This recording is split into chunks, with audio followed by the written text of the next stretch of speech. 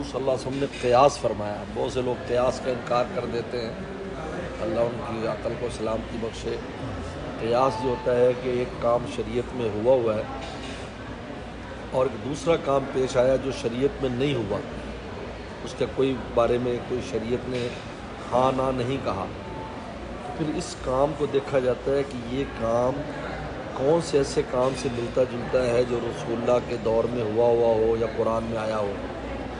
تو جب وہ اس سے ملتا جلتا ہو اور اس کی علت ایک ہی ہو, جس کی وجہ سے وہ جائز یا ناجائز ہوا ہے, وہی چیز اس میں پائی جاتی ہے, تو پھر اس کو اس پر قیاس کر کے حکم لگا دیتے ہیں. تو پیغمبر صلی اللہ علیہ وسلم قرآن مجید میں بچوں کے بارے میں آیا کہ جو بچے ہیں یہ گھروں میں ان کے لیے پردے کی ضرورت نہیں ہے, اور وجہ یہ کہ طوافین علیکم والطوافات, یہ ہر وقت چکر لگاتے رہتے ہیں, گھومتے رہتے ہیں, تو بار بار یہ کنڈی نہیں کھڑکائیں گے اور اتنی عقل شعور بھی نہیں ہے, تو گھس جائیں گے یہ. تو جب یہ بات فرمائی, یہ قرآن نے علت بیان کی کہ بچوں سے پردہ کیوں ساقط ہے, تو طوافین علیکم والطوافات کے وہ بہت گھومتے پھرتے رہتے ہیں. تو پیغمبر السلام نے بلی کا جو جھوٹا تھا اس کو پاک قرار دینے کے لیے یہی علت بیان فرمائی کہ طوافین علیکم والطوافات, یہ بہت چکر لگاتی ہے, کبھی ادھر سے گھس جائے گی. یعنی کتا جو ہے وہ اتنی آسانی سے گھر نہیں آ سکتا, لیکن بلی دیوار کے اوپر سے آ رہی, ادھر سے آ رہی, ادھر سے آ رہی, ادھر سے چھوٹی سی جگہ سے بھی گھس جائے گی. تو فرمایا ایسے ان کا اس کے جھوٹے کو پاک قرار دے دیا. اب چوہا, اب اس کا جھوٹے کا کیا حکم ہے, وہ شریعت میں نہیں ہے کہیں پر. اس طریقے پر جو کیڑے مکوڑے ہوتے ہیں, چونٹیاں ہیں, وہ کئی جگہ پر ہماری وہ چیز کو چوس رہی ہیں, کھا رہی ہیں. تو پیغمبر السلام نے جو وجہ بیان کی بلی میں, وہ ان میں بھی پائی جا رہی ہے, وہ بھی کہیں نہ کہیں سے گھس جاتے ہیں. ان سے بچنا آسان کام نہیں ہے. لہٰذا شریعت مطہرہ نے, فقہا نے کہا کہ یہ بھی بلی کی طرح حکم میں, جس سے اس کا جھوٹا پاک ہے, کیڑے مکوڑے کا جھوٹا بھی پاک ہے. لہٰذا اگر چونٹی آ کر آپ کی روٹی کو کھا لے ہے تو آپ کی باقی روٹی پاک ہے. جو چونٹا آ کر جو ہے نا وہ کچھ کر لے, کوئی دودھ میں ہے نا کوئی اس قسم کا کیڑا مکوڑا جو ہے نا وہ دودھ چوس رہا ہے, یا چوہا آ کر کوئی چیز کتر کے لے جائے, تو سارا پاک ہے باقی. اس کو قیاس کہتے ہیں. تو پیغمبر السلام نے جو قیاس فرمایا وہ قرآن مجید سے لیا, اور پھر آگے امت نے آپ کے اس سے چیزیں لی. اس کو قیاس کہتے ہیں, کیونکہ اگر قیاس نہ ہو تو جتنی بھی جدید چیزیں پیش آتی ہیں ان کے بارے میں آپ حکم نہیں نکال سکتے. مثلا جہاز میں جو لوگ کہتے ہیں بھی ہر چیز حدیث سے لو, حدیث سے لو, بعض لوگوں کو جو ہے نا وہ بنایا ہوتا ہے, یہ اپنے ذہن پر سوار کیا ہوا ہے, یا ان سے پوچھے بھی جہاز میں نماز جائز ہے یا نہیں, تو حدیث مبارکہ سے کیسے ثابت ہوگا جب کہ جہاز تھا نہیں تھا. اور کشتی تو رسول دور میں تھی, تو کشتی میں نماز کا حکم تو میں آپ کے دور میں صحابہ کرام کشتی میں جاتے تھے, وضو کرتے تھے, نمازیں پڑھتے تھے, لیکن جہاز میں نماز کا کیا حکم ہے, تو کیسے بیان کریں گے. ٹھیک ہے, تو پھر اس کو قیاس کرنا ہوگا کہ کشتی میں بھی زمین نہیں ہوتی, پانی ہوتا ہے, لیکن وہ پانی کس کے ساتھ لگا ہوتا ہے, زمین کے ساتھ. جس طرح یہ کرسی پر ہم نماز ہماری کیوں ہوتی ہے, اس لیے کہ اس کرسی کس سے لگی ہوئی ہے, زمین کے ساتھ, اس لیے ہماری نماز ہو جاتی ہے. ہم زمین پہ پڑھ رہے ہیں, یہ نہیں کہ ہم اوپر پڑھ رہے ہیں, ہم زمین پہ پڑھ رہے ہیں, کیونکہ ہمارے زمین سے اس کی ٹانگوں کے ذریعے رابطہ ہے. تو پانی کے ذریعے کشتی کا رابطہ کس کے ساتھ ہے, زمین. اسی طریقے پر ہوا کے ذریعے جہاز کا رابطہ زمین کے ساتھ ہے. کوئی بیچ میں ہوا ہے, کیونکہ خلا میں نہیں چلتا جہاز. ماشاء اللہ. اب اس پر قیاس کر لیا کہ واسطہ موجود ہے. اس لیے آپ دیکھو جب ٹریولنگ ہوتی ہے وہ ہوتی ہے جب خلا ہوتی ہے, تو جہاز ایسے نیچے چلا جاتا ہے, ادھر ادھر چلاتا ہے, وہ کرتا ہے وہ ہوا پر. تو ہوا اور زمین کے اس کے درمیان جو زمین اور جہاز کے درمیان جو واسطہ ہے وہ ہوا ہے. جس طرح پانی ایک واسطہ ہے, یہ واسطہ ہے. اس لیے جہاز کی جتنی اصطلاحات ہیں وہ کشتی والی ہیں. اس لیے بورڈ کا جو لفظ ہے وہ کشتی کے لیے استعمال ہوتا ہے, جس کو عرشہ کہتے ہیں. اور کیپٹن کا جو لفظ ہے, کپتان, وہ کشتی کے لیے استعمال ہوتا ہے. کرو کا جو لفظ وہ کشتیوں کے لیے استعمال ہوتا ہے. یہ کشتی کی اصطلاح سے لیا سارا, ان کی اپنی کوئی اصطلاح نہیں ہے فضائیہ کی. آپ کو بھی غور کریں, آن بورڈ, آن عرشہ, علی العرش، وہ عرشہ جو اوپر والا حصہ ہوتا ہے اس کو عرشہ کہتے ہیں، کہ سب لوگ عرش بحری جہاز کے عرشے پر کھڑے ہو جاتے تھے حاجی لوگ، اور ایسے کہتے بھی اب جا رہے ہیں پتہ نہیں واپسی ہے یا نہیں، کیونکہ سمندر میں کچھ آئے گا تو پھر ہی ہے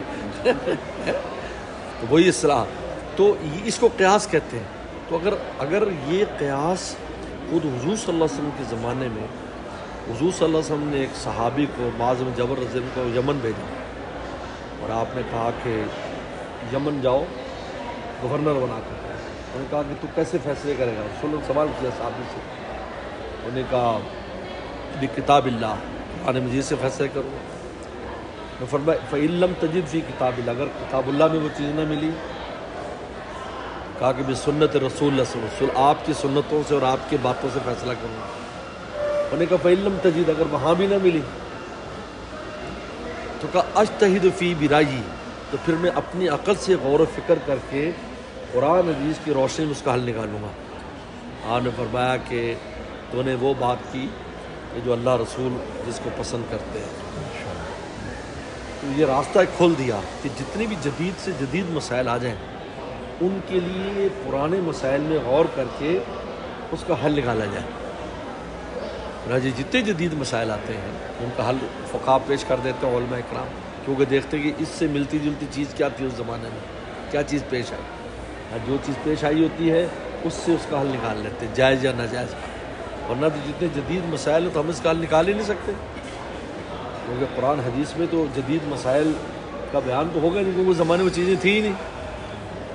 جب وہ زمانے میں چیزیں نہیں تھیں تو آپ کیسے اس کا حل نکالیں گے؟ کیسے آپ کریں گے کہ بھئی یہ جائز ہے یا ناجائز ہے، کیا چیز ہے؟ تو یہ بڑی اہم بات ہے۔ اس لیے قیاس جو، اس لیے 4 اصل ہیں دین کے، اصل 4 ہیں، قرآن مجید ہے، اس سے مسئلہ نکالنا، احادیث مبارکہ ہے، اس کے بعد اجماع ہے۔ اجماع سے مراد سب سے پہلے نمبر صحابہ کرام نے رسول اللہ کے بعد جمع ہو کر کسی بات پر فیصلہ کیا ہمیں کیا کرنا ہے۔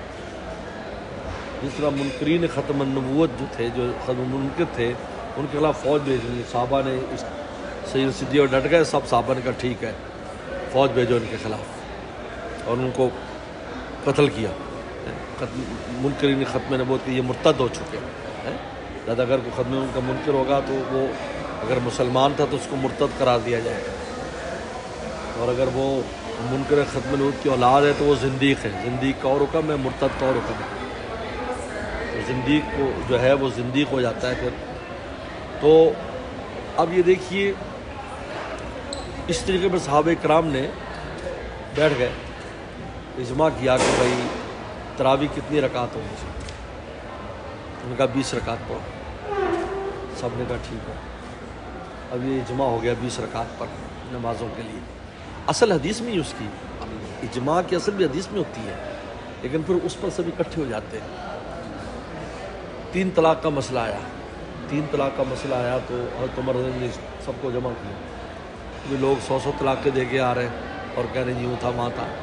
اب یہ ایسا زمانہ ہے، وسلم کے زمانے میں تو کوئی اول تو کوئی ایسا جھوٹ بولتا بھی نہیں تھا، اور اگر کوئی ایسی بات کہتا تھا حضور صلی اللہ علیہ وسلم کے سامنے جھوٹ بولنا آسان نہیں تھا، وہی آ جاتی اگر کوئی ایسی غلط بات کہہ رہا ہوتا۔ اب ہمیں تو پتہ نہیں ہے، لہٰذا 3 طلاقیں قرار دی جائیں۔ سب صحابہ کرام نے کہا بالکل ٹھیک ہے، بالکل ٹھیک ہے، انہوں نے اس پر اجماع، اس کو اجماع کہتے ہیں۔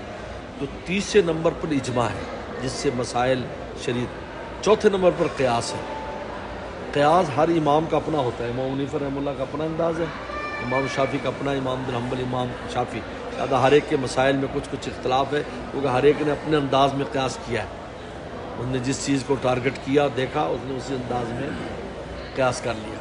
یہ 4 چیزیں شریعت میں اصل ہے جس سے جائز ناجائز کا مسئلہ ہوتا ہے، جس سے ہم نے مسائل نکالے جاتے ہیں۔ لہذا اجماع کا انکار کرتا ہے یا قیاس کا انکار کرتا ہے وہ بالکل غلط کرتا ہے، اس لیے کہ صرف قرآن حدیث میں، قرآن حدیث تو قانون ہے، اور قانون کے بعد اس کے اندر سے جو جزیات ہیں وہ جج خود نکالتا ہے۔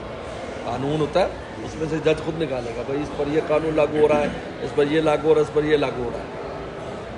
تو قرآن حدیث تو قانون ہے، جیسے قرآن نے کہا کہ نماز پڑھو، اب اس کی تفصیل بیان کر دی رسول اللہ صلی اللہ علیہ وسلم نے کہ نماز ایسے پڑھو، پہلے سبحان اللہ، اللہ اکبر کہو، پھر سبحان اللہ پڑھو، پھر سورہ فاتحہ پڑھو، پھر جنا وہ صورت ملاؤ، پھر رکوع میں اللہ اکبر کر کے جاؤ، پھر تسبیح پڑھو۔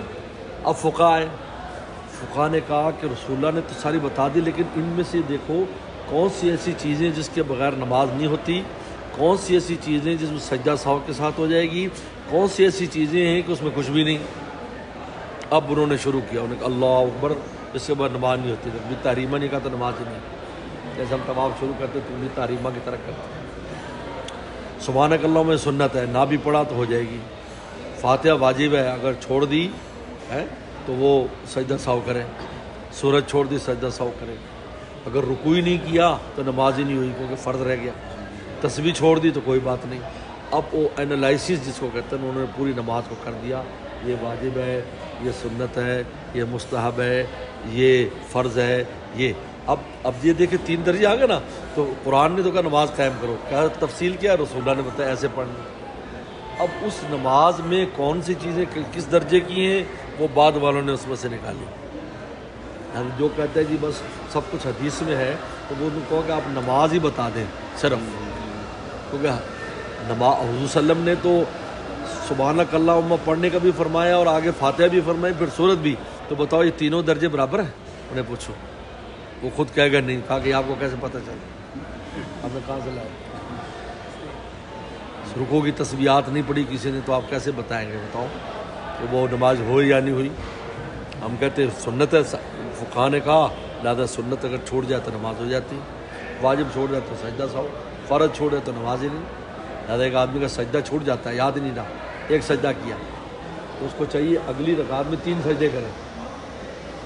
سجدہ ضروری ہے چاہے کسی بھی رکعت میں یاد آئے، اگر عادت پوری نہیں کرے گا سجدے کا تو پھر جانا سجدہ سہو کرے، کیونکہ اس نے ترتیب بدل دی، یہ ترتیب بدلنے کی وجہ سے سجدہ سہو ہے۔ لیکن اگر سجدہ ہی نہ ہوتا تو نماز ہی نہ ہوتی، کیونکہ فرض کے بغیر نماز نہیں۔ یہ بہرحال ماشاء اللہ۔